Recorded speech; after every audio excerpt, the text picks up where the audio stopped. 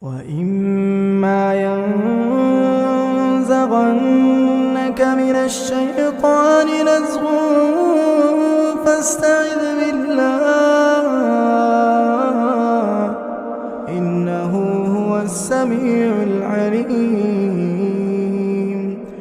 وَمِنْ آيَاتِهِ اللَّيْلُ وَالنَّهَارُ وَالشَّمْسُ وَالْقَمَرُ ۚ لَا تَسْجُدُوا لِلشَّمْسِ وَلَا لِلْقَمَرِ وَاسْجُدُوا لِلَّهِ الَّذِي خَلَقَهُنَّ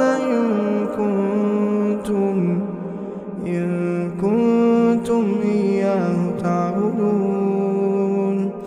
فَإِنِ اسْتَكْبَرُوا فَالَّذِينَ عِندَ رَبِّكَ يُسَبِّحُونَ لَهُ بِاللَّيْلِ وَالنَّهَارِ وَهُمْ لَا يَسْأَمُونَ.